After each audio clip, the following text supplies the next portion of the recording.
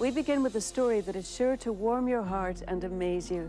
The people in it had no idea what they were in for. They just knew that they needed a miracle.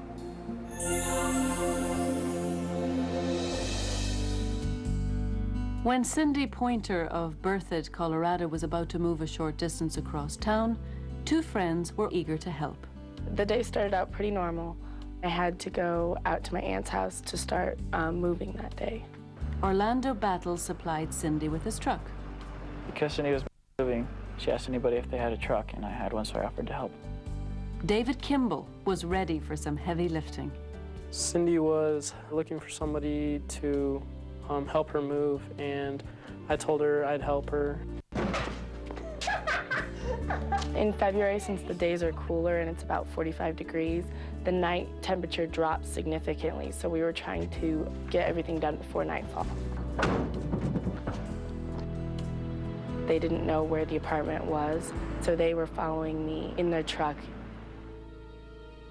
I was moving out because I was going through a really difficult time, so I decided that the best thing would be for me to move out and to get back to where I was doing the things that I was supposed to and not doing things that were leading me down a horrible path. Unfortunately, the boys lost sight of Cindy when she turned onto a dirt road.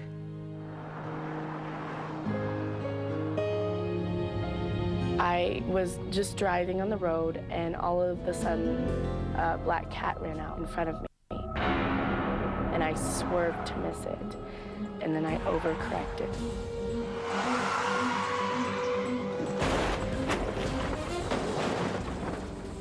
When the car rolled, I got thrown to the passenger seat. And I couldn't move, and I couldn't feel my legs. I was completely paralyzed and stuck in one spot and in one position. Cindy had rolled into the ditch. She was injured and hopelessly trapped inside her car. It was really scary. I tried calling for help at one point, but I knew nobody could hear me. Panic began to set in.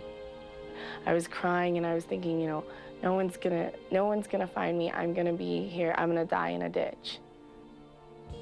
With no sign of Cindy and no idea where her new house was, David and Orlando decided to head toward the restaurant where they all worked.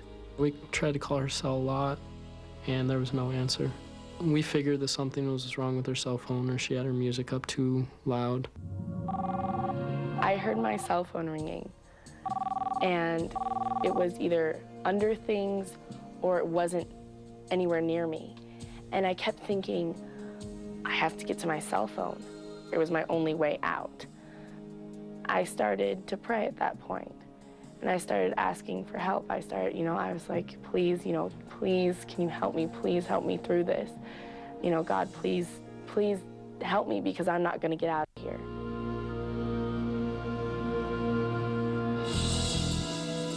Just when Orlando and David started really worrying about their friend, Orlando's cell phone rang.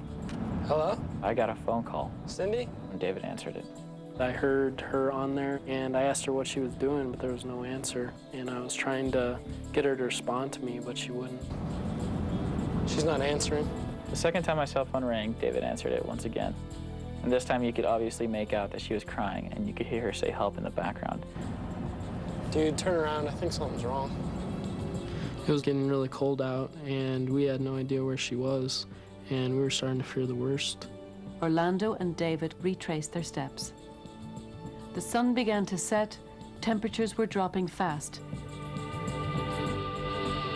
Meanwhile, Cindy's body was shutting down. The pain from her injuries and the cold were pushing her into shock and hypothermia. I couldn't open my eyes anymore, and I couldn't really feel anything anymore. I was just starting to go numb. Driving down the pitch-black road, Orlando turned on his brights and saw a flash.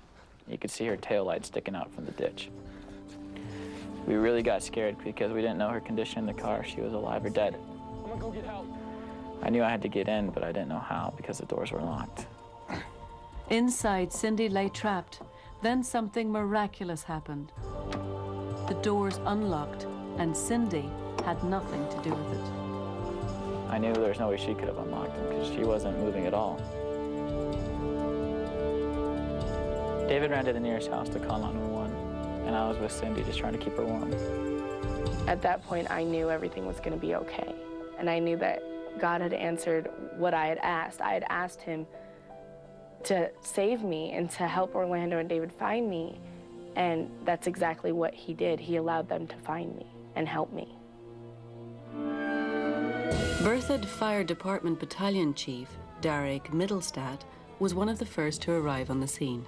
Sydney's condition when we first saw her was she was twisted around in the vehicle.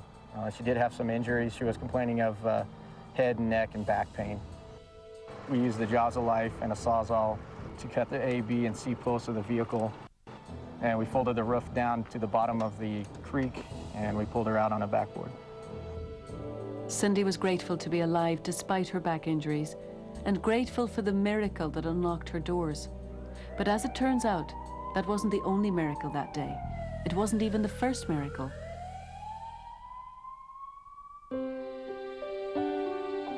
Seeing the cell phone roughly 10 feet from the car really, really confused us. The cell phone could not have called anybody, and it did call us. We were in sort of a state of shock and just wondering how in the world this happened. When I found out the cell phone had done that, I was like, that's one of God's little miracles. The doctors told me afterwards when I was in the hospital that if I had been out there another 15 minutes, I would have died from hypothermia or from shock. I believe it was definitely a miracle. I mean, just the cell phone calling us when we were so close. Seeing the car right when we turned on the brights, the doors unlocking, it's all amazing. I don't believe there was any luck in it. I think she was blessed. I can't find any other explanation for this than it was a miracle, and we were meant to go back and find her and save her life.